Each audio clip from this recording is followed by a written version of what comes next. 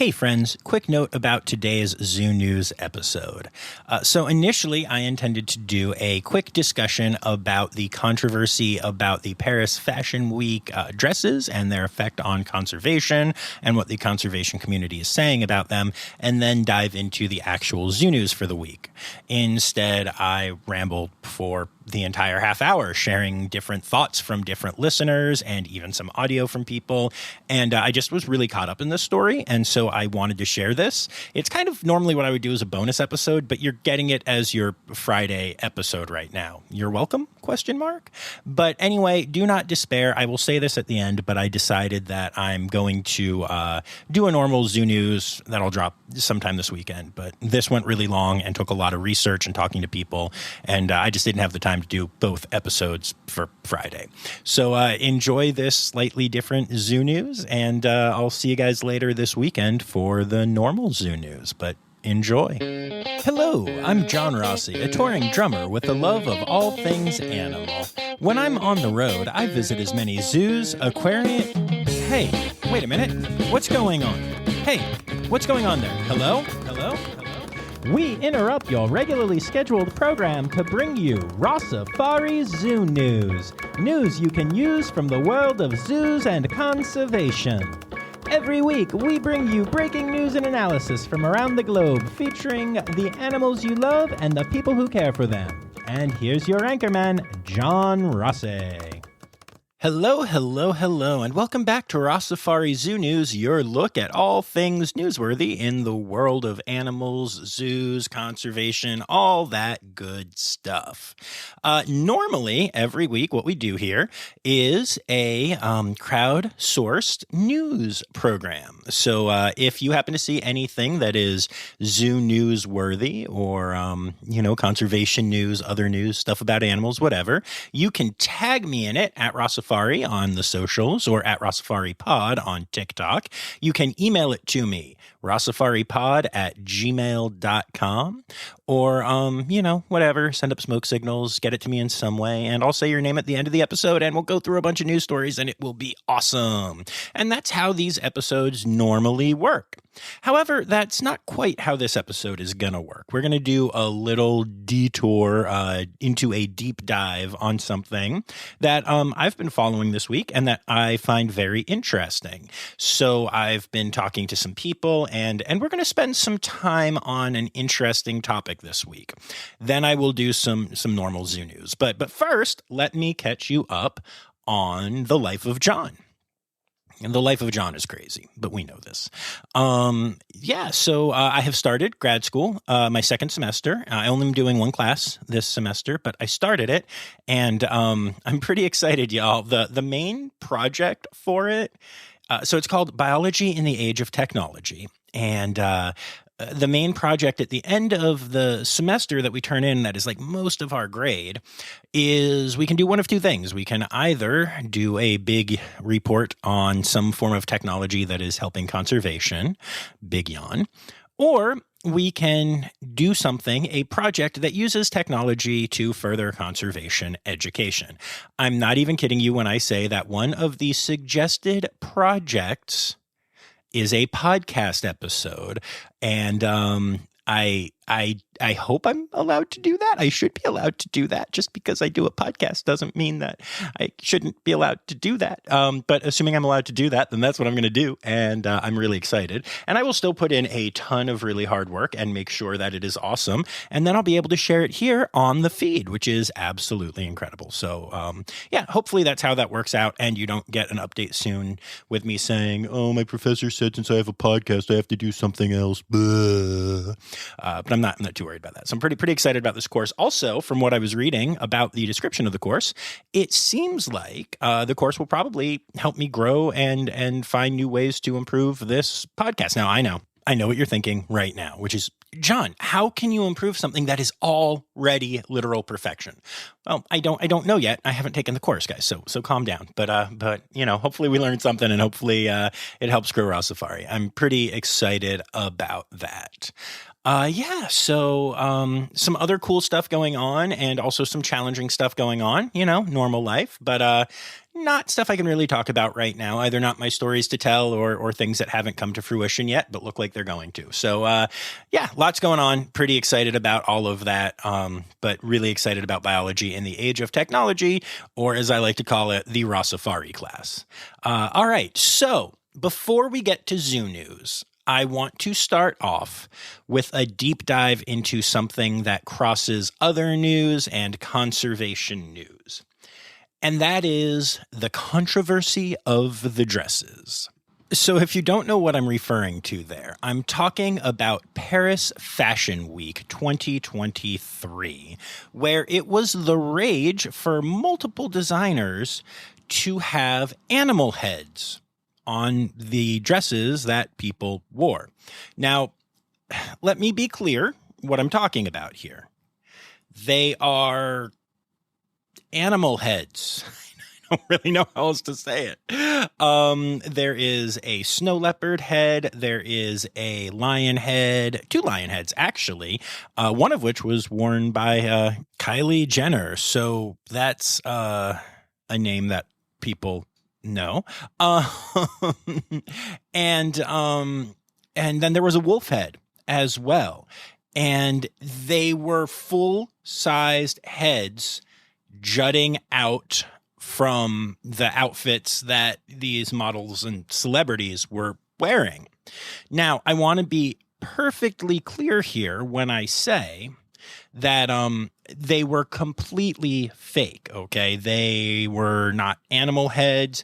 They were not made out of animal material at all. They were 100% fake, but honestly, they looked pretty darn real in the pictures I saw.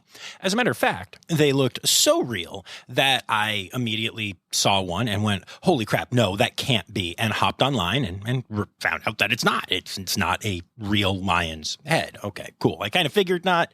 That's like illegal and stuff, but I had a look. But I will tell you that some people online did not bother doing the Google and started ranting immediately about these couture labels using real animal heads, and that was not the case. Okay, that's not even the controversy I'm bringing up here. Although there were people that thought that was what was going on, and that's going to be part of the bigger discussion here.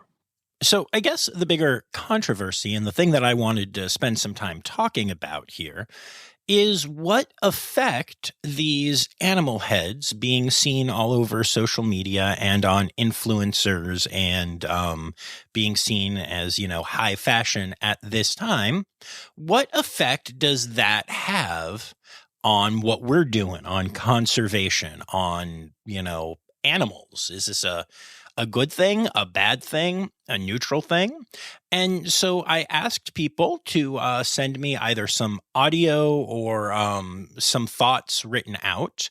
And I talked to some conservationist friends that I have either had on the podcast or that I will have on the podcast.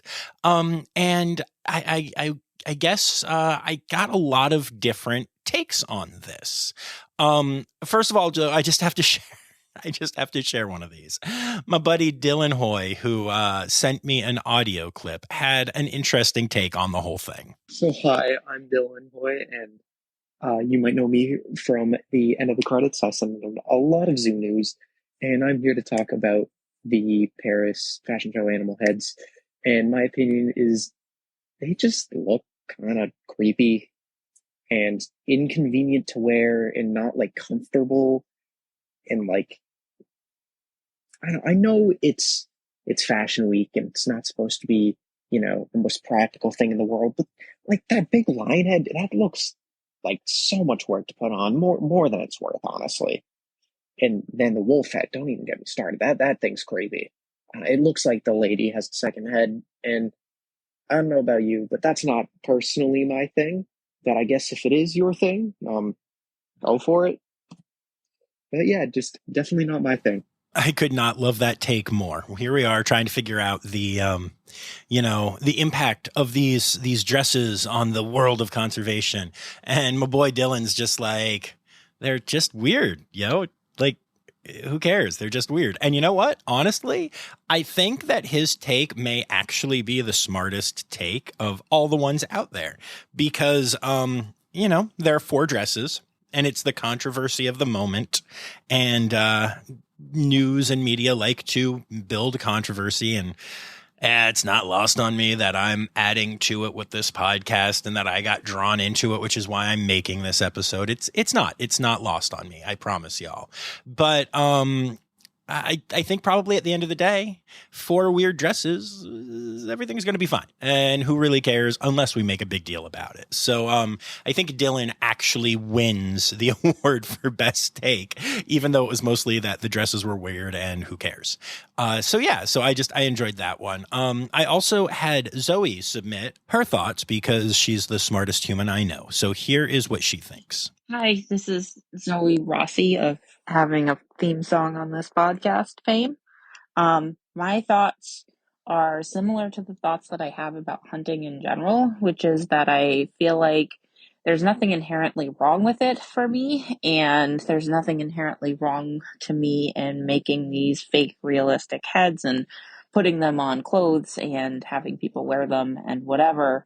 I find it a little bit distasteful and I don't particularly like it. Kind of freaks me out to see dead animals, and it freaks me out the idea of killing things for fun. But especially in this case, nothing was killed, and I think it's probably fine if this is what people like to see.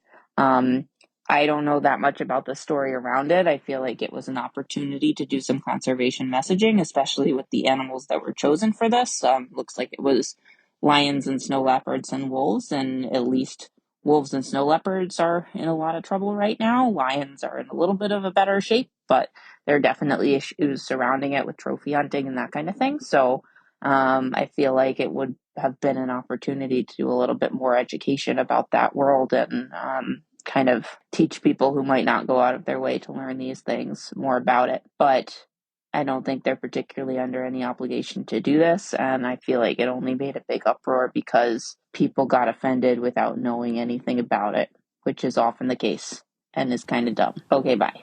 So I totally agree with Zoe that it's really dumb when people get offended without, looking into it, like I mentioned at the beginning of this topic. But I will say that there are plenty of people who are into the, conservation stuff like we are and did their research and still have decided that this is not okay. And, before I go forward, I think I should probably tell you all my own thoughts on this. And it's a developing thought. I'm one of these people, this is going to sound really weird in the age of the internet, but I'm one of these people who actually can have their opinion changed. And so as I've been talking to people, I'm open to hearing ideas and shifting my own thoughts on them. I know, crazy in the world of the interwebs, but so I'm still learning.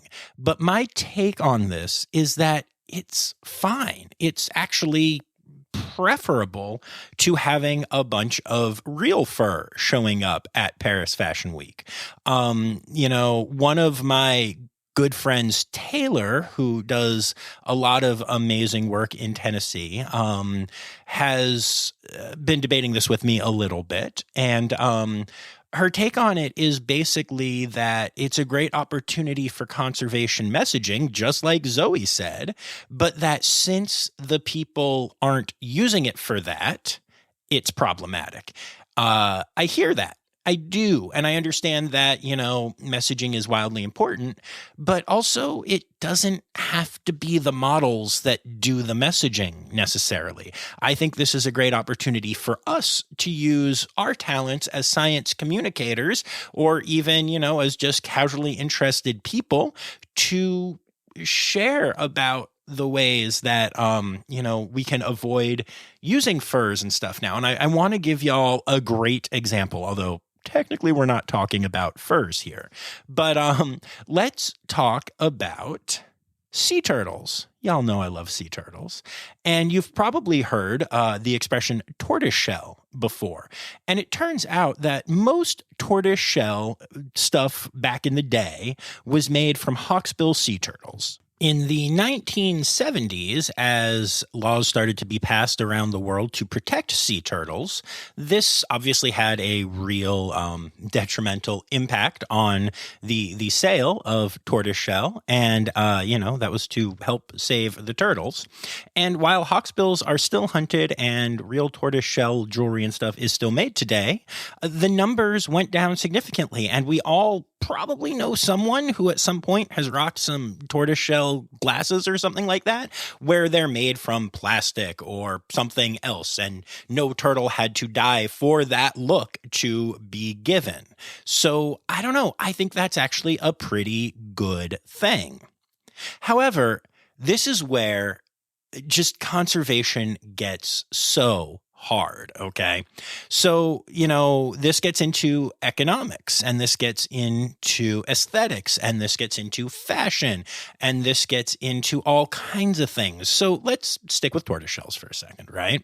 So the argument here is that since synthetic tortoiseshell started popping up in the 1970s, and since it got better in the 80s and 90s, more people have happily gotten the fake and much cheaper tortoiseshell looking things than the actual really expensive and now highly illegal and risky to own tortoise shells, right? So that's cool. Yay. Less poaching, turtles can live, things are good. Maybe that is definitely a valid take, and there is evidence that points to that. There really is actually a lot of evidence that points to that. However, there is also a lot of evidence that points to the notion that if fakes flood the market, the actual price of actual tortoiseshell will go down, but that just means that poachers will try to poach more sea turtles because now you have to kill more to make the same amount of money. You have to sell more, right? So it's a really interesting dilemma. It also means that in the worlds of people who really care about this kind of thing, that having authentic tortoiseshell might actually become more of a status symbol. So whereas before, every rich person who was not worried about animals had tortoiseshell that was actual tortoiseshell, now the uber rich people who can still afford it can be like, yes, but this is real tortoiseshell. Yes, Muffy, don't you love it? Okay, I'm sorry. This is a serious topic. I'm an idiot. But, and that is just so fascinating to me. And that is the problem with this entire discussion, to be brutally honest, is that there aren't a ton of studies done about this kind of thing. And the ones that are done often come up with different ways to look at it. And I'm not saying that any of them are wrong or right or anything. I'm just saying that they're confused. I think confused is actually the best word because, there is evidence, like I said, that poaching has gone down. But there is also evidence that the product has now become even more exclusive. So did the demand go down because there was supply of alternative products? Or did it become more exclusive and thus even more worth poaching? Yes, possibly to both. And neither is, quote, right or, quote, wrong. And this is where I need to interject for a second and say, this is why I say we need to be careful with posting little 30-second stories on Instagram or, paragraphs on Facebook or whatever, and thinking that we're actually putting up a nuanced argument about something. Because there's a whole lot that goes into this. And we're not talking about the dresses right this second. We're talking about tortoiseshell, something there has been a market for fakes of for 60 years, not to mention the authentic one, and we still don't have good data on it. One of the people that I spoke to told me that they think that these dresses will just help assert humans' desire to show dominance over the world and will lead to an increase in trophy hunting and that kind of thing. Okay. I hear that. I can see that argument. I can also see the other side of it, which is that if the famous people are now into fake animal heads, then maybe it's better to have fake animal heads than to go and hunt real ones. There's been a lot of pushback against like the owner of Jimmy John's, who is a trophy hunter and stuff like that.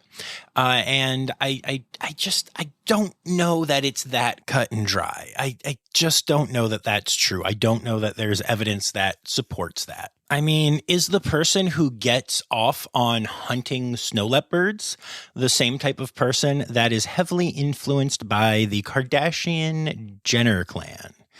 I don't know that that's the case. But, I mean, to be fair, I don't talk to these people. I also don't know that that's not the case. And look, I'm going to say this right now. I know that I am both sidesing this argument. That is because I am not here to tell you what to think, but to try to present two sides of the argument.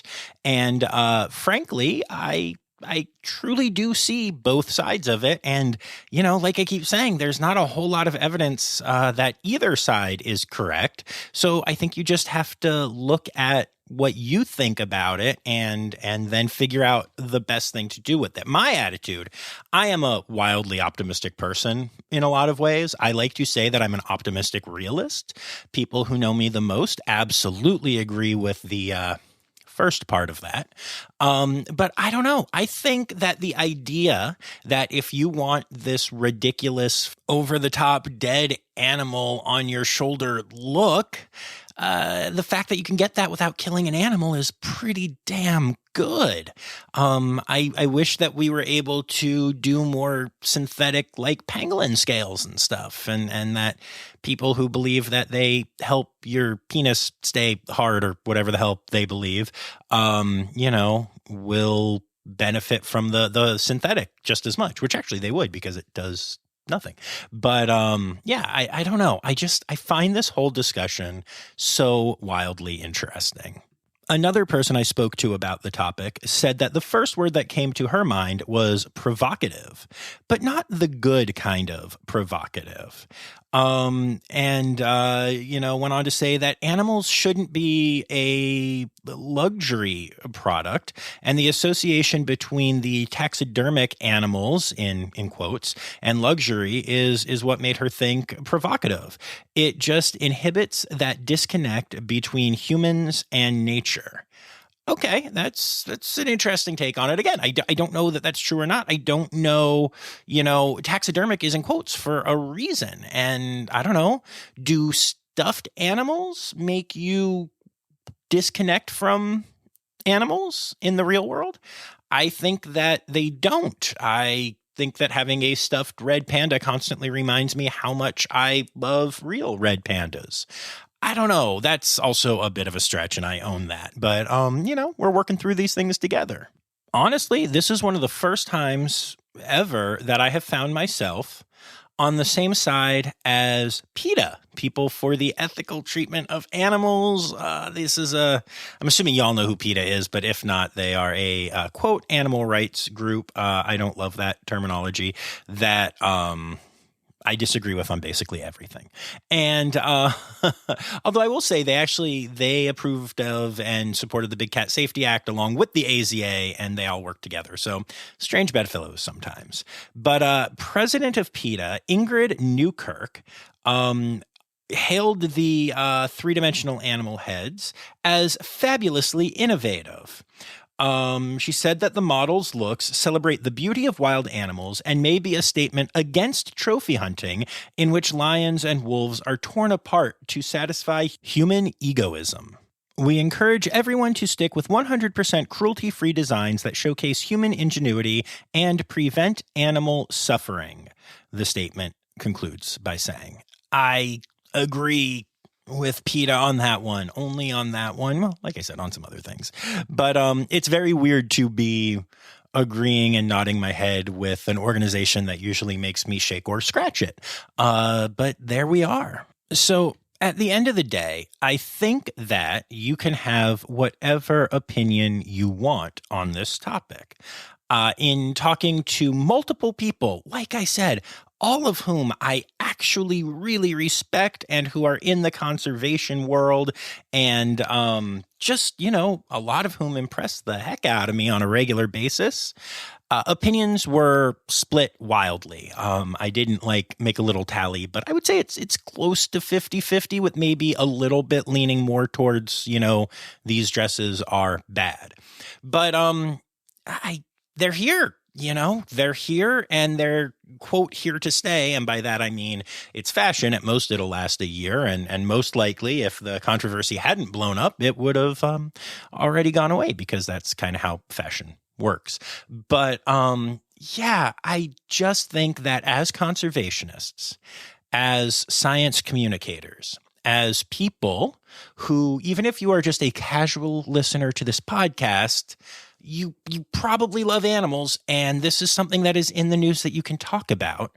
I think it is important to spend time controlling the narrative. Messaging is key, right? We talk about that all the time on this podcast.